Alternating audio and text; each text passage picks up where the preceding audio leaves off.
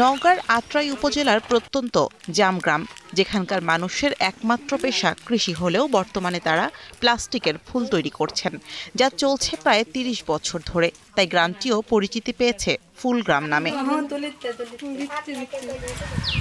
এই গ্রামের যুবক আতাউর রহমান গত ২০ বছর ধরে তৈরি করছেন গোলাপ, শাপলা ও সূর্যমুখী সহ কয়েক ধরনের প্লাস্টিকের ফুল। প্রতিটি ফুল তৈরিতে খরচ হচ্ছে ৪ থেকে ৫ টাকা, যা বিক্রি করছেন ৮ থেকে ১০ টাকায়, যাতে প্রতি মাসে তিনি আয় করছেন ১৫,০০০ টাকা। এগুলা ফুলের ৪ টাকা ৫ টাকা খরচা, ৮ থেকে ১০ টাকা আমরা বিক্রি করি।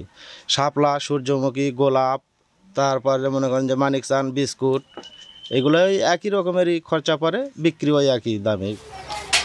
শুধু আতাউর রহমান নন, প্রতিটি বাড়িতেই চলছে এই কর্মযজ্ঞ। অন্তত ৩০০ পরিবার এখন প্লাস্টিকের ফুল তৈরির সঙ্গে জড়িত। এই গ্রাম থেকে প্রতি মাসে প্রায় ২৫ থেকে ৩০ লাখ টাকার ফুল উৎপাদন হয়। ওখানে থেকে কাগজ আনি, কাগজ কেটে তার কেটে কুটে বানান লাগে। আমাদের এই গ্রামটাই ফুলের, সবাই এই ব্যবসাটা করেই মানে জীবন জীবিকা চালায়। ওই 4 মাস ব্যবসা করলে ৫০,০০০ টাকা লাভ আসে। ৪ বছর থেকে আমরা এই ফুলের কাজ করি, আমরা এভাবে সংসার চালাই। তারপরে তো দিনে কাজ করলে চুটকি দিলে, পাইপ দিলে দিনে ১৫০-২৫০ টাকা ইনকাম হয়। আমরা বসে না থেকে সংসারের সংসারের যে কাজকর্মগুলো আছে, সেগুলা কাজকর্মর ফাঁকে ফাঁকে এই কাজটা করি। এখানকার তৈরি করা ফুল চট্টগ্রাম, কক্সবাজার, খাগড়াছড়ি সহ দেশের বিভিন্ন জেলায় পাঠানো হয়। তবে গত কয়েক বছরের ব্যবধানে ফুল তৈরির উপকরণের দাম বেড়েছে অন্তত ৩০ থেকে ৪০%, যাতে লাভের পরিমাণ কিছুটা কমেছে।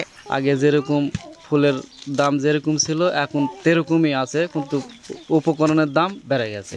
আগে ছিল এই কাগজের কেজি ২০০ টাকা, ২২০ টাকা, এখন হচ্ছে ২৫০ টাকা কেজি।